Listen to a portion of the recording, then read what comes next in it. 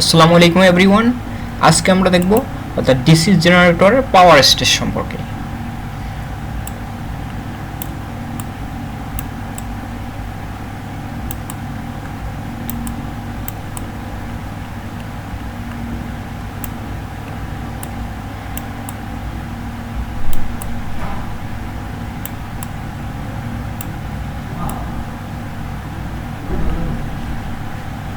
So আজকে আমাদের আলোচ্য বিষয় ডিসি জেনারেটর পাওয়ার স্টেজ।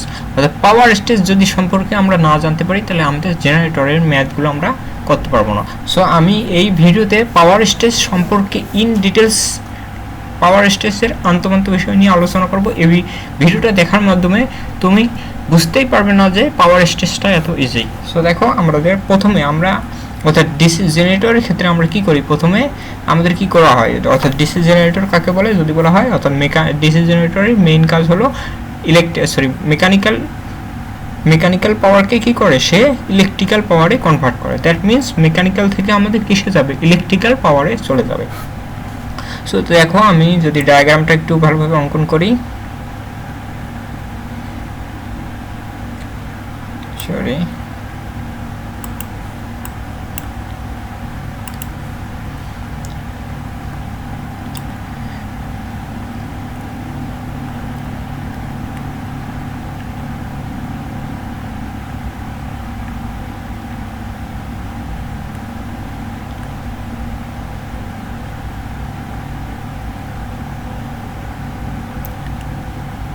সো আমাদের পাওয়ার স্টেজগুলো এইভাবে অঙ্কন করতে হয়। সো দেখো আমরা প্রথমে ইনপুট হিসেবে কি দেব, আমাদের জেনারেটরের ক্ষেত্রে জেনারেটর হিসেবে ইনপুট হিসেবে আমরা কি দেব, মেকানিক্যাল পাওয়ার।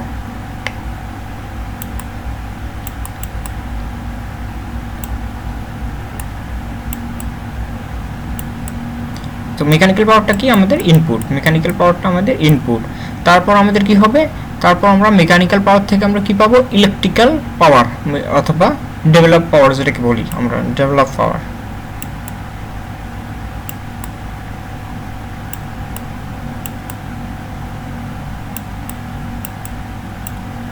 যেটাকে আমরা কি বলি, ডেভেলপ পাওয়ার। অর্থাৎ ডেভেলপ পাওয়ারটা কত, এখানে এই ডেভেলপ পাওয়ারটাকে কি বলা হয়, যেহেতু আমাদের জেনারেটর সেক্ষেত্রে কি হবে, ইজি আইএ। জেনারেটরের ক্ষেত্রে অর্থাৎ ডেভেলপ পাওয়ারটা কি, ইজি আইএ। তারপর আমরা কি পাবো, ইলেকট্রিক্যাল পাওয়ার। অর্থাৎ আউটপুট হিসেবে আমরা কি পাবো, electrical power.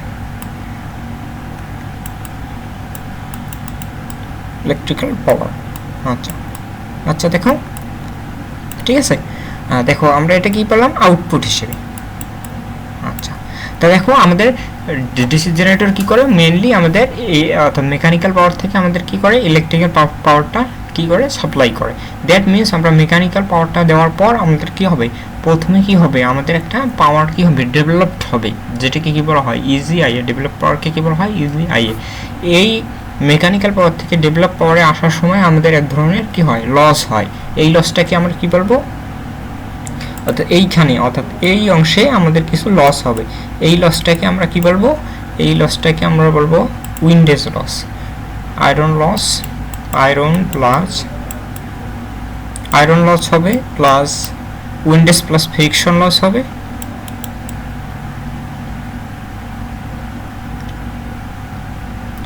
Windage plus friction loss.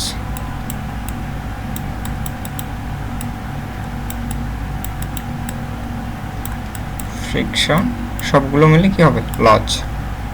অর্থাৎ এখানে কি হবে, মেইনলি আমাদের মেকানিক্যাল পাওয়ার থেকে অর্থাৎ ডেভেলপ পাওয়ারে যাওয়ার সময় এই মধ্যবর্তী স্থানে আমাদের কি হবে, iron loss, windage plus friction loss, এই লসগুলো আমাদের এখানে হবে। তারপর দেখো এই অংশে দেখো, অর্থাৎ ডেভেলপ পাওয়ার থেকে যখন আমরা ইলেকট্রিক্যাল পাওয়ারে যাব, এই অংশে আমাদের যে লসটা হবে সেটাকে মেইনলি আমরা বলি কপার লস। এই কপার লসকে আমরা সংক্ষেপে কি বলি, I² R লস। এখানে কি হবে, মূলত কপার লস। কপার লস আমরা কি জানি, কপার লস মানে কি, I² R loss. Copper loss মানে কি, I² R লস। সো আবার কপার লস ফির কয়েক ধরনের হতে পারে। কপার লস কয়েক ধরনের, কপার লস মেইনলি 3 ধরনের, শানফিল কপার লস, শেষফিল কপার লস। দেখো কপার লস মূলত কি হবে, শানফিল কপার লস।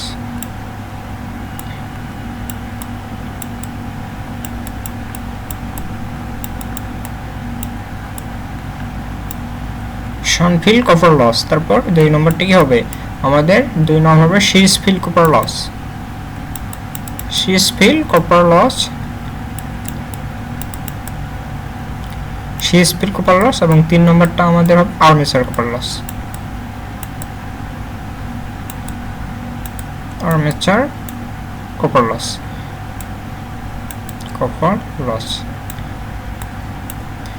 সো দেখো আমাদের শান্ট ফিল্ড মানে কি, শান্ট ফিল্ডকে আমরা মেইনলি কপার লস মানে কি I square R loss, that means এখানে আই মানে কি, আই মানে শান্ট ফিল্ডের কারেন্টটা আই স্কয়ার প্লাস শান্ট ফিল্ডের resistance R S H, shunt field copper লসকে এইভাবে আমরা ডিনোট করব। এবং সিরিজ ফিল্ডে কি থাকবে আমাদের, অর্থাৎ সিরিজ ফিল্ডে মেইনলি আমাদের আর্মেচারের যে কারেন্টটা সেটাই থাকে, অর্থাৎ I A square R AC loss.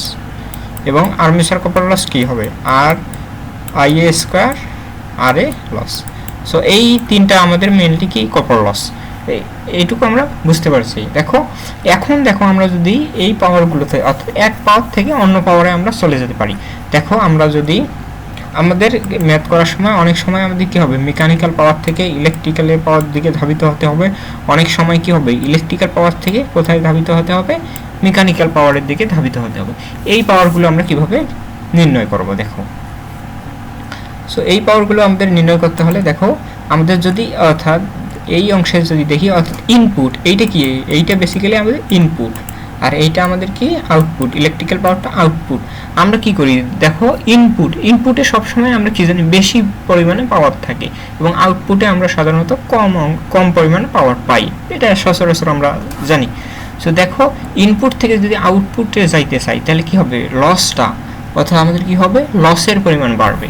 লসের পরিমাণ বাড়া মানে কি আমাদের ইফিসিয়েন্সিটা কি হবে কমে যাবে। দ্যাট মিনস আমরা যদি ইনপুট থেকে আউটপুটে যাইতে চাই এই ক্ষেত্রে পাওয়ারটা কি হবে, আমাদের পাওয়ারগুলো ধীরে ধীরে নেগেটিভ হতে থাকবে।